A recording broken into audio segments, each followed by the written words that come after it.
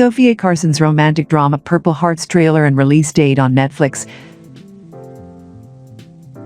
Netflix has revealed the first trailer for the romantic drama movie, Purple Hearts.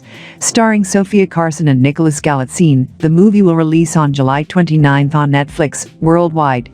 In the movie, Cassie Salazar, Sofia Carson, an aspiring singer-songwriter, has just one goal in mind: to share her voice with the rest of the world. Chasing her aspirations isn't easy when she's working numerous jobs and attempting to manage her type 1 diabetes.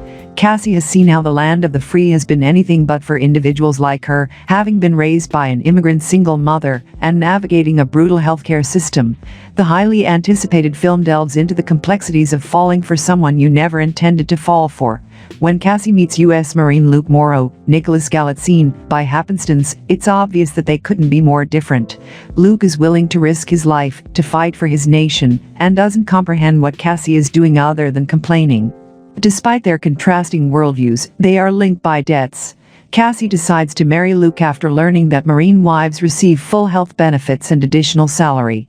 Although their marriage is just temporary, their true affections for each other are revealed when Luke is forced to return home sooner than intended due to an unfortunate tragedy. Purple Hearts stars Sofia Carson as Cassie Salazar, a passionate singer-songwriter who always leaves her ego at the door, and Nicholas Galitzine plays Luke Morrow, a clean-cut Marine who's ready for deployment. I was telling the real story of a young woman, daughter of an immigrant single mother who has fought for everything in her life, Carson told in an interview with Netflix.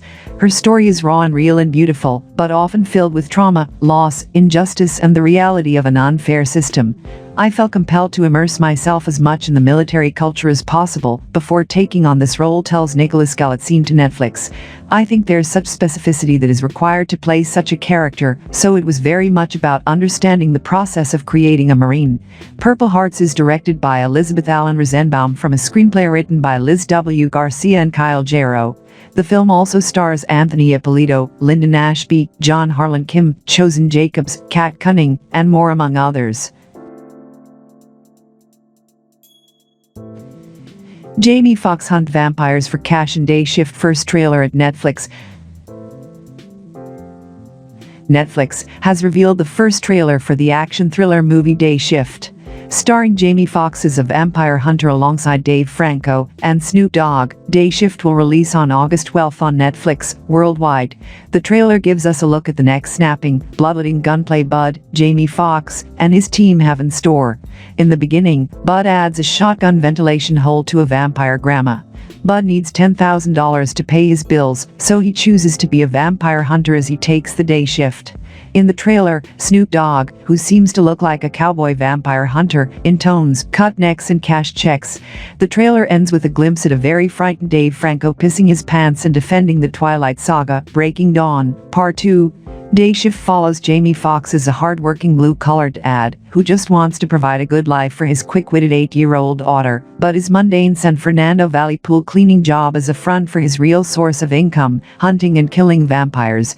The film also stars Natasha Liu-Bordizzo, The Voyeurs, The Society, Oliver Masucci, Dark, Enfant Terrible, Steve Hoey, Shameless, and C.S. Lee, Dexter, Nora from Queens.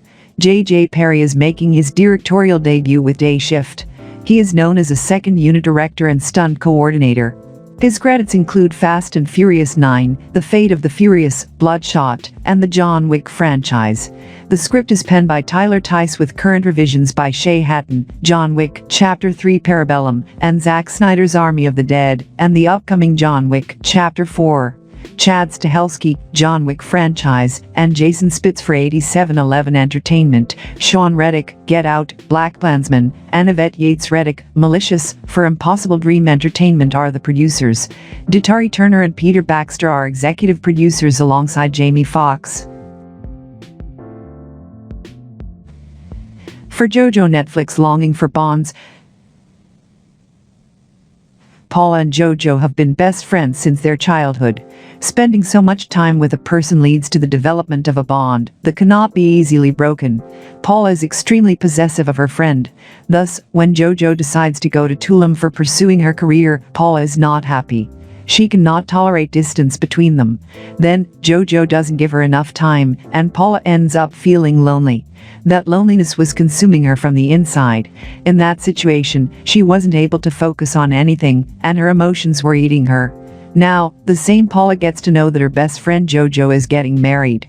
It did not go well with her as she didn't want to share her bestie or live away from her.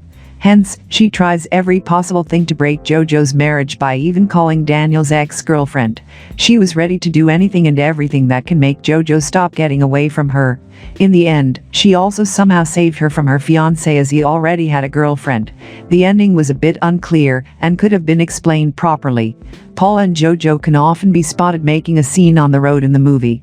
They'll be fighting, throwing each other's stuff on the road, or even leaving the other one in the middle of nowhere. The next day everything will be back to normal between these childhood best friends. I don't know if regular abandoning your bestie in the middle of the road repeatedly sounds normal, but the writers made sure to include that part again and again in the film. It was weird to watch such scenes. The focus of the movie is human emotions, friendship, bonds, and above all finding a home in someone. You don't call a property your place, but a person becomes that for you. This is what Paula had for Jojo. She could not survive without her, and she felt as if her home was being snatched away. In my opinion, it is a good movie to watch. The makers have successfully shown all those emotions and phases in Paula's life in great detail. The actor playing the role of Paula has done her part very well. She can be seen jumping on the ground, lying down and making crazy noises, and really desperate at some points. There is also a scene when we see Paula walking away with the furniture burning in the background.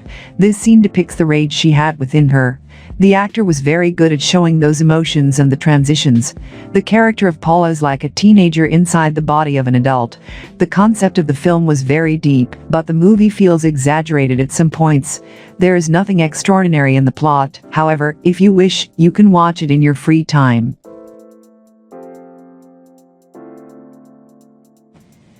Valley of the Dead, Malnazidos, Netflix and Unserious War Memorial. Valley of the Dead is a new epic zombie drama from Netflix Spain.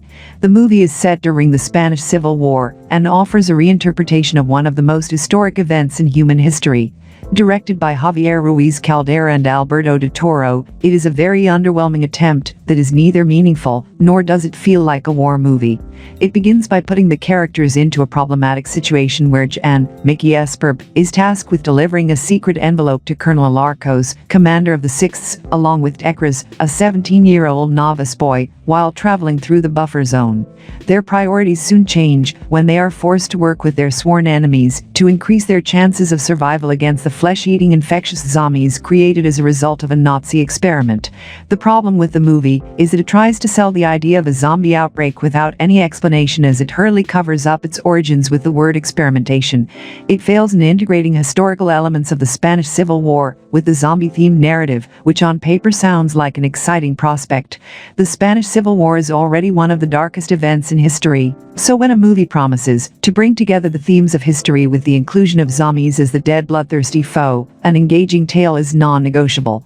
It doesn't do a very good job in that department, as you never feel attached to most of the characters. Neither do the zombies feel like much of a threat despite their abnormal killing tendencies. Nazis as the enemies aren't explored enough either as the prophets of the unnatural phenomenon. The movie features a large cast. It does surprisingly decent in distributing the screen time appropriately for each character, but they do come at an expense as some of the dialogues are shabby, such as the unnecessary quotation of phrases. Mickey Esperb in the lead role of Jan is charming sometimes, but he lacked the emotional depth in his character. Luis Gallego was also decent and featured for plenty amount of screen time. But it was some of the side cast members that were good in their respective roles, especially Alvaro Cervantes as Mecha and Manuel Anel as Decres. They were there for only a limited amount of time, but made the most of their role. In general, the movie was below par. It had a decent concept, but it was far from decent in its execution. An uncreative approach and poor writing lament the judgment that it's probably for best to skip this one.